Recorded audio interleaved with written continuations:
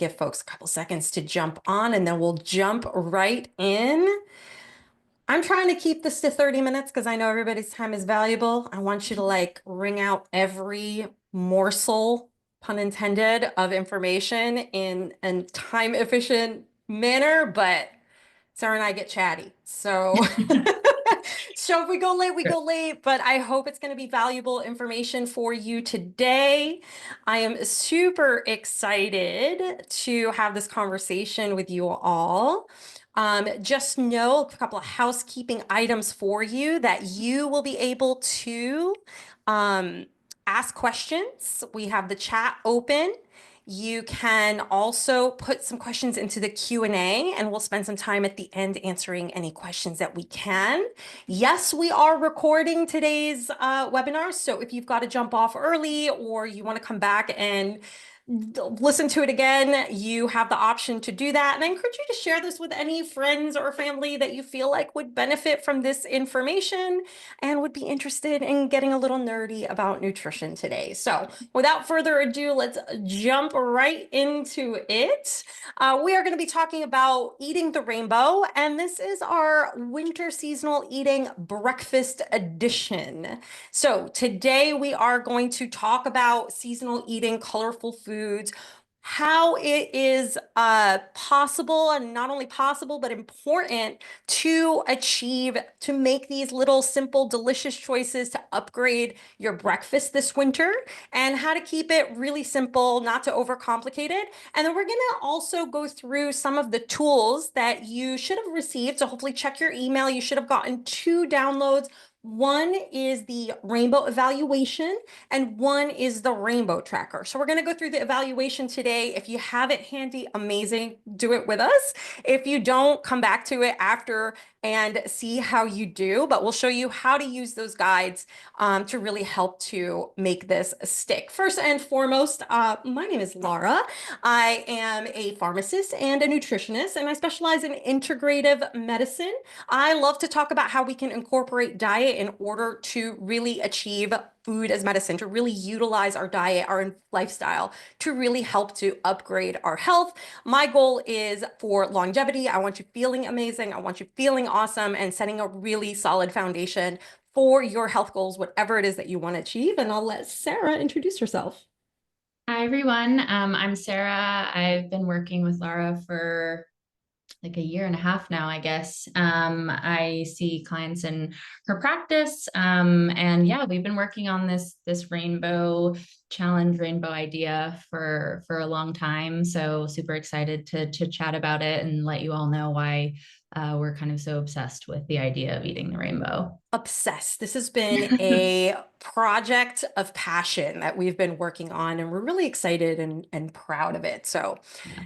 this is amazing and so grateful for you guys joining us today. So when we were putting together this PowerPoint, I went to Canva to make a slide and I was trying to like, make it pretty. And I Googled or I looked up colorful breakfast for like photos. And this is what came up. Um, like, if this does not describe, I think, what the standard American diet is when it comes to the idea of eating the rainbow or eating colorfully, I Yeah. really don't know what does. And I think a lot of people struggle with the idea of colorful eating, particularly when it comes to breakfast, which is why we thought this was a really good place to start. Sarah, what have you, I feel like when we have these conversations with our patients, there's always like a handful of reasons I think we all have in common when it comes to why we struggle. Yeah. Yeah. I feel like breakfast is in a sort of an especially difficult one, or one that I hear a lot with clients as being kind of harder to achieve than, lunch or dinner. And I think there's a ton of reasons why that's the case. One of the ones I hear most often is people don't have enough time. It's kind of, they're too busy in the morning to really spend time making a breakfast. Maybe they're not hungry in the morning, which is another one that we hear a lot, or that they don't know what to eat. I think there's such conflicting information out there, especially around breakfast. And some people have just decided that, it's better to not eat at all. Or they're maybe doing something more formal like fasting in the morning because they think Mhm. that's kind of a better option for, a specific health goal, whether that's longevity or weight loss or body recomposition, things like that. And so, yeah, I think there's a lot of reasons that make a lot of sense why people are kind of confused with Yeah. breakfast. But I think that's why we decided to focus on breakfast specifically, just because it's, the most important meal of the day. We hear that all the time, and I think that we, agree with that in a lot of ways. It really kind of sets the stage for the rest of your day. So it's important one to try to make time for if you can. Absolutely. Absolutely. So let's get into the rainbow evaluation real quick. So if this is the point at which you have this PDF ready from your email, go ahead and open it up. It is a dynamic PDF, so you should be able to click through the answers. So I'm going to share mine with you. And as we're doing this, Sarah, do you want to, it's hard for me to multitask. So tell us a little bit about the rainbow Yeah, evaluation, yeah, the yeah, yeah. purpose, and let's do it together. Absolutely. Yeah. So, yeah, this is a tool that we use, with clients, with people that are interested in doing the Rainbow Challenge. And a great way to kind of establish a baseline. How many colors are you eating? How frequently? What serving size? And gives you a lot of information about that. And, in terms of rainbow, we're really looking at both diversity of color and volume of color. So it gives you some more information there. And not only does it help establish a baseline for you, but if you, decide to participate in the challenge, it really gives you some super actionable steps to take. For example, we're going to go through and talk about the different colors that you're eating. And you may discover, oh, wow, I'm really not eating, yellow colored fruits or vegetables. So yeah, the first section goes into the colors. So gonna have Lara fill that out, see where she lands. You know what's interesting? I always, by the way, this is courtesy of the Better Nutrition Program, and one of my really good friends, Ashley Koff, is the brilliant mind who developed this. And we often joke that orange and yellow is probably the most challenging category for us to get in. And I gotta say, in the winter, I think I do a little bit better because I end up eating like sweet potatoes and stuff like that. But Right. I really struggle with that one. And then in the winter, blue and purple is hard for me to do. Yeah. I tend to think that as a summer kind of fruit. And I don't do as many smoothies. White and brown is super easy. I feel like I can do that pretty Yeah. well. Outside of Halloween and Easter, do you take colors from non-food sources? This is such a brilliant question. So to be fair, I'm not a big candy like eater. Yeah. So I'm pretty good at not doing that. So I can skip that one. So Cool. let's go into quantity. Quantity. How many servings of red? I really don't do a lot of red apparently, because I'm not a big fan of tomatoes and peppers. It's just like a me thing. Mhm. It is no reflection on how awesome they are. So I'm gonna say maybe like this is per day, probably less than a serving. Am I doing okay here? How am I doing, Sarah? Yeah. Yeah. Yeah, I think it's the section I think is particularly useful because I think there's a lot of confusion around, serving sizes and what does it actually mean to be eating a serving size of something. So, under the kind of title of the section gives you a little bit of a better sense. We're not fans of, measuring your food by any means, but I think it's good to have a sense to know that, a serving of blueberries is, half a cup or whatever it is, to know, not only are you eating a diversity of color, but eating enough of the foods to kind of get the benefits of them. So what I'm learning is I do really well on green. Yeah. I do great on the white because I do a lot of cauliflower and onions and stuff like that, mushrooms and stuff like that. I am really bad at yellow. Yeah. So I'm curious how you guys are doing over there, if you guys are doing this either alongside me or on your own, but you could see where where I'm at. I don't really do, I do some frozen sometimes. I don't do a lot of canned. I do some juiced occasionally. I do blend, I do roast, I saute, I steam. I don't really boil. I don't really microwave. And then usually do organic. I don't know if I could say I'm always doing non-GMO. So this last section is the tell us about yourself, Sarah, if you want to just do a little bit of that and talk to us about this a little bit. Why is this so Yeah, relevant?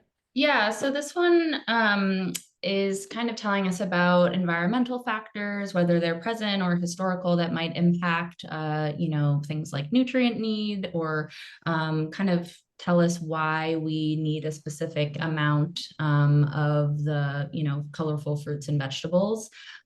So if you have more of these, and answer, yes about them, it could indicate that you need a little bit more support nutritionally, and can kind of take that into account when you're doing the evaluation, to support that you may, be somebody that should be kind of aiming for more of a daily intake, while some other people might be okay with, less than that, or more than that. And then that's amazing. Really well said. And then from there, what I want you all to do is to go into this notes section and write down specifically what you want to improve. So for me, it would be I want to be more deliberate eating yellow and orange foods. I want to be more consistent and maybe up the number of servings that I have daily or weekly to include some more of those foods. And again, use this as an opportunity to sort of check in. You do this frequently, weekly, monthly, however often you want. And the goal is not to be perfect. It's not always, seasonally, these might shift around for you, but it really helps us understand where we're starting out and what we want to improve on. I'm going to start a little poll question for you. I'm curious to see, where you guys are at. Number one, I want to see if you guys have had challenges in getting your breakfast in. So go ahead and vote on that if any of these resonate for you. I'm curious what challenges you from being consistent with your breakfast, number one. And number two, how did you do on the evaluation? Real quick, short answer, better than you expected, worse than you expected. How are things going for you? And I'll give you guys a couple seconds to answer that while I switch screens over here. So far, I can see the results, but so far I can see that most of you are pretty good with, consistency. So that's amazing. We have a power team on here right now. So that's awesome. Amazing. Okay, let's see. All right, I'll end the poll. Let's take a look at the results. Okay, hopefully you guys can see the results. So a combination of appetite. Oh my gosh, that totally makes sense. Sometimes I wake up and I don't really feel like eating, confused about what to eat. That's why we're here. Welcome. And I love the people that are saying I'm consistent with breakfast. If you have any pro tips, please share them. This is a group learning opportunity. So I love that. Amazing. And how'd you guys do on the evaluation? Let's see. Uh, Rocking the greens. All right, Lindley. Amazing. Yeah, I'm good with the white foods too. And those still count, by the way. White and beige is still a color. Yeah, definitely. Winter season is challenging. Absolutely. And if you have any specific challenges with winter, put them in the chat. We'll try to address them as well. Not as well as I would have liked. Me too, Linda. Me too. Amazing. Okay. So let us keep this going. So why are we focusing on breakfast? Why did we decide to open this up with breakfast? Well, number one, although there is a lot of hype around intermittent fasting, the data is pretty clear. Folks who consistently eat breakfast have generally better cardiovascular risks, better endocrine risks, or like risk of diabetes, for example, improved blood sugar balance, especially when we factor in fiber intake at breakfast. And overall, it's better for a hormone balance. And that's especially relevant if you're dealing with thyroid issues, if you're looking to make sure that your progesterone and your sex hormones are robust, or if you're dealing with cortisol imbalances. Yeah, and I think that one piece that we see in the research about the fiber, which really ties into a lot of what we're talking about tonight, is that not only was eating breakfast associated with these better, health outcomes and longevity, but the addition of eating a minimum of 25 grams of fiber per day, which for a lot of people they're not reaching, just further strengthen those findings. So it's both a combination of eating breakfast and pairing it with fiber at breakfast and then throughout the day that resulted in these, really strong ties to positive health outcomes. Yeah, yeah, absolutely. And to your point, it's that combination. So that's why we put together the rainbow with the breakfast. I have found historically, if I can get somebody's morning off to a good start, those folks, those patients are generally going to experience the most benefit from their program long term. That's because we are kickstarting the day just on the right foot. You're just getting yourself situated right out the gate with a balanced, healthy breakfast. That's also often when we're trying to reach a specific goal when it comes to your protein or your fiber intake or a certain nutrient we're trying to get into your diet. If you're skipping breakfast or breakfast is kind of meh and it's not really pulling its weight through the day, then that's a missed opportunity to be able to get those targets. We're making better choices in the morning. It means you're going to be more able to make better choices over the course of the day because you're not like struggling to get to lunch. You're not exhausted right out the gate. This is going to end up supporting your immunity from a combination of having adequate protein, phytonutrients, fiber, all those micronutrients that go into powering your immune system. So that's going to help with your just overall immune balance. It's going to keep you energized throughout the day. And overall, it's going to really set a cornerstone foundation for the rest of the habits and the decisions that you make throughout the day. Yeah, definitely. And then just two other things that I think I want to mention about rainbow and, rainbow and pairing that with breakfast. One of the reasons that we are, as I said, so obsessed with this idea of rainbow is that it really, by focusing on the single task of eating more colorfully, you're really accomplishing multiple things without having to think too much about it. We're really about not making things overcomplicated if we don't have to. So we've found that, increasing color increases fiber, increases phytonutrients, it increases, all of those other micronutrients. And you don't really have to think about it beyond how many colors can I have on this plate. And then the other thing too that we really love about rainbow is that it's really encourages adding foods rather than restricting, which is something that we're really big on as a clinic, as people. And I think the Rainbow Challenge really kind of encapsulates that, and I think really creates a more positive psychological shift towards your eating habits, which I think can also be really important, especially if you're starting to make changes to them. So that's kind of just two other things that we find to be really helpful in the rainbow. Really well said. It's about abundance because we're talking about the abundance of your microbiome and your bacterial balance, the abundance of nutrients really flooding your body, helping your body really feel nourished and to thrive. And so with that comes really fueling and feeding your body. And when you're focusing on these types of patterns, when we're talking about the rainbow in particular, what we're talking about is really trying to double down on this concept of phytonutrients or polyphenols. So if you've heard this term before, essentially these are compounds that are found in plants. They are sometimes called phytochemicals. You might have heard polyphenols. Polyphenols is a type of phytonutrients. There's actually tens of thousands. There's an estimated 30,000, but we actually think we're way lowballing the number of phytonutrients that there are. We actually have just started to scratch the surface in understanding what they are and what they do.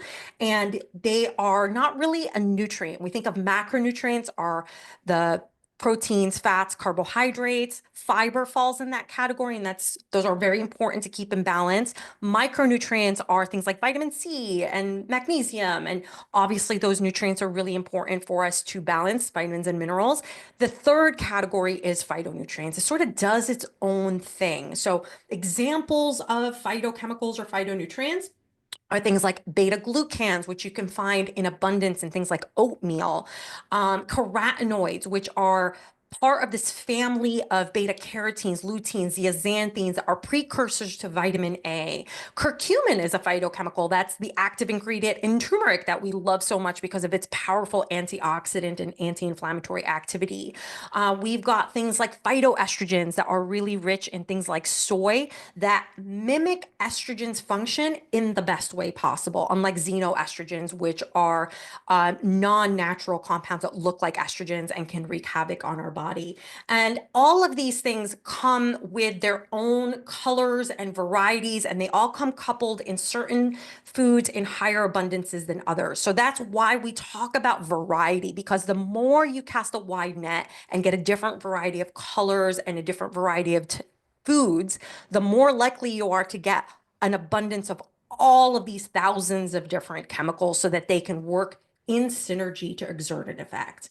And the reason we are so obsessed with it is because these have powerful antioxidant properties. They protect against cell damage, meaning that every day our body's machinery, our mitochondria, our cells are chugging along doing its metabolism thing, and they're going to create oxidative stress. And part of the mechanism is naturally to then take antioxidants and neutralize that stress. It's like making sure that we're adding a little water to that fire to make sure that it stays in balance. We want to rev up the machinery, but we need to make sure there's enough antioxidants to protect the machinery at the same time.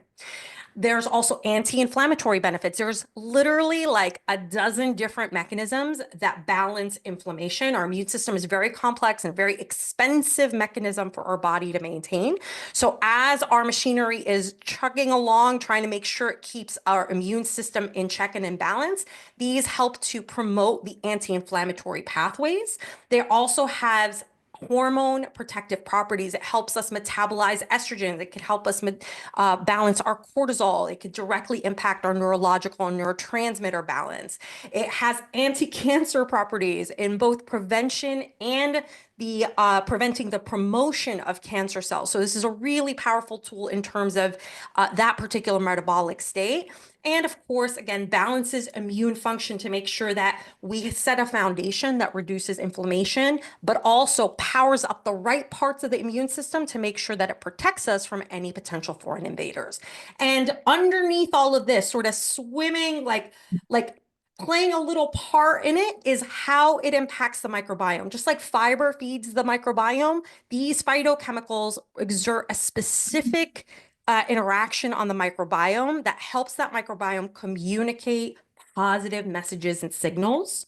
And basically, for the nerds who love a good graphic like me, it's that interaction between those phytochemicals and those nutrients in our body with the microbiome that basically sends signals and messages to our DNA and to the rest of our body that modify our disease risk. And that is what the magic of the rainbow really is. Pretty amazing. I mean, I think so. But maybe this is starting to explain why we're so obsessed with this topic, because it is such a powerful tool when it comes to maximizing and making the most out of your plates. So what it comes down to, a colorful, balanced plate that's filled with whole foods, vibrant colors, fruits, vegetables, legumes, whole grains, herbs, seeds, nuts. This gives your body a powerful plant-based compound. Those are those phytonutrients. Plus, you're going to leverage all the fiber that's in there, plus all the other micronutrients that are coming along. And this is what our body needs to thrive. This is what helps to program and reprogram our DNA, our epigenetics, to really help us thrive, to fight disease, and ultimately to live the kind of life that we want, with lots of energy, lots of passion, and to be able to pursue all the things that we want to do well into our 60s, 70s, 80s, 90s, and maybe beyond. So when we talk about the color and the rainbow spectrum, we're often talking about reaching this goal of 30 different plants every day, and that can feel overwhelming. So we want to make sure that we pare that down and understand that there's a lot of different things that you can incorporate, but we also want to balance that with the role of protein and making sure that we're fueling our body with protein as at the same time. Definitely. Yeah, yeah. Yeah, and one thing to say too with the 30 plants, that obviously seems really daunting. That's a lot of plants to be eating weekly that we see. There's specific research that points to this number. But I think that part of what we do in the Rainbow Challenge is really talk about ways to make that achievable in terms of talking about ways that you can combine vegetables, make dishes that contain multiple vegetables so you don't have to be preparing 30 different vegetables weekly. So we're also aware of, people's lives and that you don't have all day to be preparing food. So I think that that's kind of the magic of this program, is that we're really taking what the research is saying, but kind of trying to make it a little bit more practical and sustainable and actually applicable to most people's lives. Yeah, like real life, because doing this should not be a full-time job, right? Like this needs to kind of be sustainable and something that's easy to do. But at the same time, once you sort of set these habits up, they become second nature, and hopefully it becomes easier and easier to then continue to make them dynamic, keep them delicious, and yeah, make them doable. So let's Mm. talk a little bit about protein and why we're focusing on protein. It's a sort of a coaching strategy that we use with clients. So first and foremost, we all know protein is kind of one of the major macronutrients. We want to make sure that we're getting adequate amounts of protein, but specifically at breakfast, and it is a big part of helping you feel full, energized, and it's going to be one of those cornerstone things that make sure that is fueling your body. Protein itself is made up of amino acids, essential and non-essential amino acids, meaning some that we have to take in from our diet and some that we can make on our own once we have those foundational building blocks. There's a ton of other nutrients. I'm not going to get into all the micronutrients and all the different things. We're going to focus in on protein. And if you look at this list, you could see that on one side is animal protein, on the other side is plant protein. And what I really want to, this is not a debate on whether, plant versus animal protein. This is not meant to be pro carnivore, pro vegan. This is really meant to be something that you can adapt to fit whatever makes sense for you and your body. But a couple things I want to kind of highlight and point out. Most of the highest protein foods are not foods that we typically think of as breakfast food. Like I don't think of like beef brisket as a breakfast food typically. And most of the plant proteins are going to have less protein per serving. And this is, I think, to the kind of comments of I'm not really hungry in the morning, or time is an issue. This is where sort of like how much can you squeeze in and get to that protein goal starts to become a little bit of a balancing act. Definitely. And just to give you a bit more of a sense of like what we're aiming for. So we'll get into this a little bit later, but we're looking for around 20, 25 to 35 grams of protein at breakfast. With most major meals, that's kind of ballpark what we aim for. Obviously, it's going to be different person to person, but we found that is, generally what we recommend for most people. But that can be really hard, especially if, for example, you're relying on eggs for breakfast. One egg has around 6 grams of protein. So if you're aiming for 30 grams, that's a lot of eggs. You may not want to eat that much, especially if you're somebody who's not that hungry in the morning, or eggs are expensive. Eating 5 a day is a lot. Like a Um, mortgage. so yeah. So I think this is why this chart can be helpful in seeing, the which are going to kind of give you the most bang for your buck. What are the ways that you can be layering or pairing different proteins? Maybe you're having, some plant-based protein in addition to animal-based protein, pairing things like, I do eggs or Greek yogurt or cottage cheese, and have both of those things in the morning just to make sure that I'm reaching my goal. But, another thing that can be helpful is really starting to expand your idea of what counts as breakfast food. I think that's another kind of goal of ours in the Rainbow Challenge, and mostly for the purpose of making it easier on yourself. When you start to think, oh, I can just have leftovers from the night before for breakfast, suddenly you can make your breakfast in 2 minutes or whatever, however long it takes to heat the food up. And also, allows you to kind of rotate in more variety in that, first meal of the day, especially protein wise when we're a lot more narrow with what we, typically eat in the morning. Absolutely, really well said. I describe this to patients as thinking outside of the cereal box. I think we have been so Exactly. programmed by media, by commercials. As kids, I remember the commercials for all the cereals, right?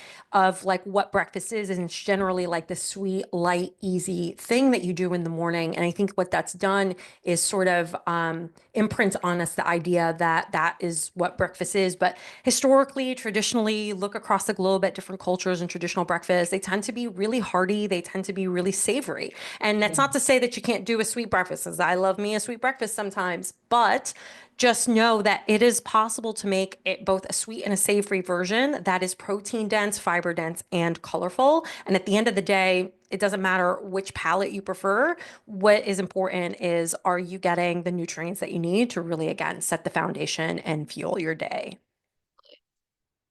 So, what is the purpose? Why protein? Obviously, it's an energy source. We want to make sure that we are getting enough calorically, and we get about 4 kilocalories per gram of protein. But we're not about calorie counting around here. In fact, I deplore calorie counting. I have a whole soapbox on that. If you want to hear it, let me know. But what we want is to make sure that we're getting adequate protein to fuel the production of muscle, bone, and brain. Research keeps showing that as we age, especially as you're getting from your 20s into your 30s, you start to lose protein, muscle, bone, and this starts to set up the foundation for the deterioration and the catabolism that leads to things like osteoporosis, Alzheimer's, and endocrine dysfunction and cardiovascular disease. The more muscle mass we maintain, the more bone density we maintain through our middle age into later stages of life, the more protected we are from those diseases. It also is a building block for all the enzymes, hormones, and neurotransmitters. You want to make dopamine, you need protein. You want to make serotonin, you need protein. You want to literally run any machinery, any of the metabolic functions in your cells, you need protein because that is literally what powers every single one of those functions. And as Sarah, as you mentioned before, it improves satiety and makes sure that you're more full in the morning. Your blood sugar is more stable. You're not doing this like roller coaster up and down with your blood sugar, which then makes you more focused, more alert. You're less likely to be hangry and take it out on your coworkers or your family. And you are more likely to make better decisions when it comes to lunch and dinner and the rest of the day. Yeah, yeah, that's a great point. And I think another thing to mention is that I think with breakfast, it's common either whether that's because you don't have time or you think that it's better to fast in the morning, to pair that along with the goal of maybe, changing your body composition or weight loss or things like that, which I think again can be the case. But I think that we're a little bit more inclined, especially with what we're seeing in the research with eating, a breakfast meal in the morning, that if you're going to experiment with any of that kind of like fasting, to do it a little bit later in the day, and that you can kind of be doing yourself a disservice by skipping breakfast if you do have goals around body composition and things like that. So it's just Yeah. really important to be prioritizing that. 100%. I just want to clarify, when you say later in the day, you mean a earlier start time to the fasting window. So the research is very consistent about a couple things when it comes to intermittent fasting. 12 to 14 hours is where we see the most benefit. So we don't necessarily need a 16 or 18 hour or 20-hour window that I've seen in some cases of intermittent fasting, especially if you plan to do it on a daily or regular basis. And Mhm. number two, the benefits seem to be the best when you stop eating earlier. So stopping at 6 and fasting until 6 or 7 or 8 a.m. seems to confirm more benefits than stopping at 8 and fasting until 10 a.m., Right. even though the window might be the same. So I think to that point, we're still having breakfast and we're still fueling our body when our body is the most sensitive to carbohydrates and can utilize those nutrients the most. And then we're allowing the body to rest and our digestive system to rest overnight and giving it the longest window that we can during that repair phase, during that part of the circadian rhythm. Exactly.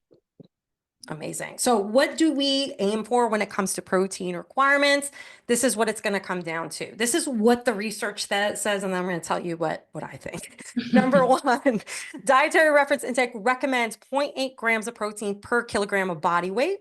What that translates to, if you're 80 kilograms or 175 pounds, that is approximately 65 grams of protein. That is baseline requirement. I have been seeing recommendations as high as twice that, 1.5 grams per kilogram. And I'm not here to debate that today. You want to get into that debate, you let me know, but that's not for today. What I will say is I have found, even myself, even me, who's very conscious of this and I pay attention, I have a hard time even getting that baseline on some days. And very often it's because I'm not eating enough. So let's debunk right away that the idea, if your body composition goals or your goals are for longevity, you want to improve your blood sugar balance, it's not about restriction. Most of us actually, when we start to really look at our protein needs, are probably not hitting even the minimum requirement. And arguably, I would actually say that we probably need a little bit more than that if we're sustaining muscle growth, if we're doing bodybuilding, if we're trying to build our muscle, if we're trying to get better at yoga or Pilates or whatever those health goals are in terms of your body composition and your strength, we usually need to up that. So, in my opinion, we need to be more consistent, and the research is starting to point in that direction. Thanks to amazing researchers like Dr. Stacy Sims and the ilk, we are seeing that we actually could benefit from even going higher. So I don't, I'm not, we can hyper personalize this for sure, but generally speaking, make sure you're getting protein at every single meal and snack. Generally aim for about 25 to 35 grams of protein per meal. You could go a little bit lower on snacks. You go by half-ish on snacks, but make sure your snacks are also protein centric. And if you're having trouble either digesting the protein, you don't have an appetite, you don't feel like you're not really craving it, you feel like that sits in your stomach and it doesn't move, it doesn't go through your digestive tract, your best friends are going to be digestive enzymes. Taking those, I usually recommend about 15 minutes or at the start of the meal. Adding protein powder, so offsetting the protein content of your meal by doing either a protein shake on the side or something like oatmeal or something like that. You could blend in the protein powder or do a smoothie. And chewing. Mhm. Chewing is such an underrated important step when it comes to activating our digestive system. So really making sure you're chewing adequately. I cannot I cannot emphasize enough. Again, I am not saying this to point the fingers because I have the same issue when we're multitasking, we're distracted, we're in a hurry. We get out of the habit of paying attention to how well we're chewing our food. Yeah, it's I think one of the hardest things to do. I recently tried to eat a meal where I was putting my fork down after each bite, and it was almost impossible, you know. And so, but it is like you said, so underrated and so important to start to activate the whole kind of digestive process and be able to actually utilize the protein that you're eating, which is another issue in itself. 100%. Amazing. Okay, so let's put it all together. As expected, we are over the half hour, but hopefully this is all useful information and it's something that we're going to make actionable right now. And then I want to save a couple minutes to answer maybe like 2 or 3 questions at the end. So if you have questions, don't forget them, put them right into the Q&A or into the chat box and we'll grab those at the end. So putting it all together, how do we combine this concept of protein with the rainbow to make a really powerful breakfast? Number one, how we're going to do this in the winter. Here are the top 10, in my opinion, winter veggies that you can incorporate. These are going to kind of cover the whole spectrum of color for sure. Please feel free to add in the chat if we're missing any or you have any other winter favorites, but I think these are pretty easy to find in most grocery stores. Most are available frozen. There's nothing wrong with frozen. I think that's actually a great option, especially with grocery prices going up. Very often frozen options are great. And I didn't put any fruit on here, although obviously a great opportunity here, things like apples and pomegranates and citrus fruits. There are some winter berries that are available. And depending where you live in the country or the world, you might have access to even more options. So for sure, take advantage of those. But this is just meant to be sort of like a buffet of options of things that maybe you're forgetting or you're not thinking about as a breakfast option. They're great as repurposed or as a quick something that you could put together in the morning. And if you want some inspiration on ways to use it, here are some opportunities here. By the way, after today's webinar, tomorrow you'll get an email that is going to give you some of these high-level takeaways, including this list. So if you want to screenshot this, please go for it, but you'll get this in the email as well. One thing to mention with this page that we didn't specifically say is that almost everything listed here, actually everything can be made in advance. We're big fans of, like batch cooking things. So, you can make a hash on a Sunday, eat it throughout the week, either for breakfast or other meals. You could do, Greek yogurt, make individual containers of that, do either a cooked oatmeal or an overnight oat. So, these may look more complicated than what you're kind of used to for a breakfast, but with a little bit of, planning set aside. And again, we try to be conservative and say meal prepping, 2 times a week is usually adequate to be able to kind of set yourself up for success. But that's another, aspect of it that kind of can help with if you're somebody that, really just doesn't have time for that prep in the morning.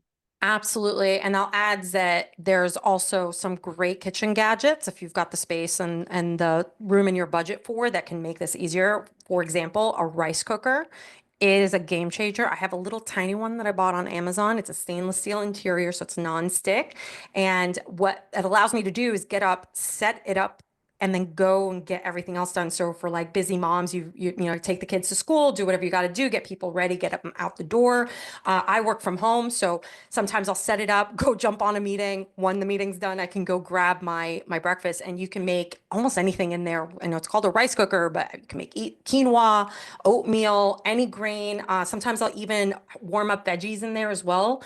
So that's a great option because it's something that you could set and walk away. If you've got an Instapot or a slow cooker, those are also work in a similar concept. So there's so many tricks and ways to make this like make sense in the morning. And then Sarah, I absolutely double down and love the idea of repurposing, taking dinner and having it for breakfast or repurposing it in your lunch from the day before, doubling the batch so that you have leftovers. All amazing ways to sort of get around that time barrier when you can plan ahead like that. Yeah. So quick wins, questions you're going to ask yourself. This is how we're going to put this into action. You already know what colors you are short on because you did the rainbow evaluation with me. Number two, you know where you need to maybe spend a little extra time. So write it down in the notes of your evaluation. What color do you want to focus on next? And how much do you want to aim for? Maybe you'll do 2 colors, maybe it's 3 colors. Whatever makes sense for you, where you're at right now. And when you sit down to your meal, I want you to ask yourself, did I add a veggie? Is there a veggie on this plate? Number two, you're going to ask yourself, how much protein is on this plate? And number three, you're going to ask yourself, can I squeeze in one more color? Okay, could be an herb. It could be a nut or a seed topping, a sprinkle. It could be a side of a fruit. Doesn't matter. Can you squeeze in one more color? And you'll be impressed with yourself what you could come up with, where all of a sudden, like you went from 1 color to like 4 colors just because you added a sprinkle of an herb, plus you added like some nuts on top, and then you found some pumpkin seeds, and all of a sudden now you've quadrupled the amount of color you have on your plate. Totally. So, what are we going to do next? As we are thinking about our next steps, you guys have in your email the rainbow evaluation, and you have what's called the rainbow tracker. So that is right out the gate. You have a couple of tools that can get you started ASAP. I also want to let you know we are actually starting the first Rainbow Challenge course and support group in January. So that is a 4-week program. You basically log in when you register. Once you register, you can log in. You have access to the course throughout the month. You actually have that content forever.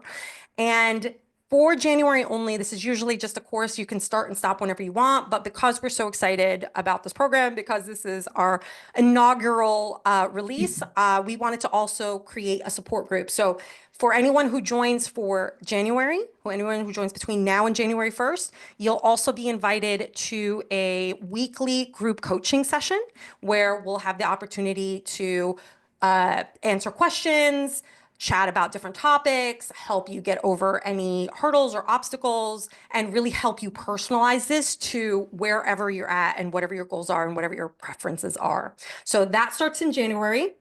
Yep. That's option number one.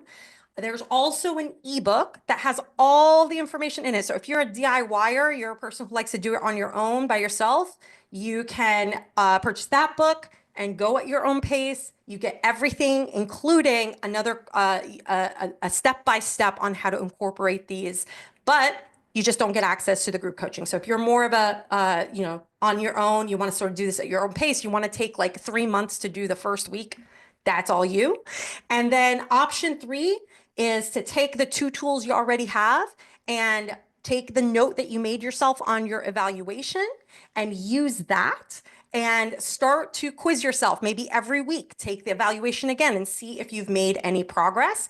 And included with that is the Rainbow Challenge tracking tool. So you could basically download this or use this on right on your computer and check off. How did you meet your goal? What was your goal? Did you meet your goal? And that way you can stay accountable and do your own self-coaching and reflection on what worked and what didn't work so that you can continue to make progress at whatever pace makes sense for you.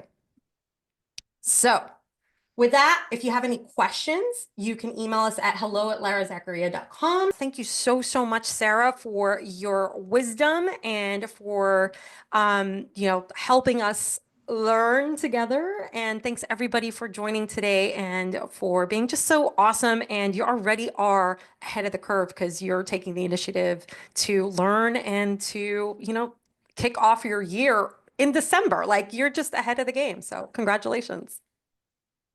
Yeah, thanks everyone for listening, and yeah, hopefully got a few good tips from this and can start implementing things. But yeah, definitely slow and steady is the goal. So And if you guys start implementing this, tag and take a picture, tag us on Instagram, and I'd love to see what you're already creating. Have a great day.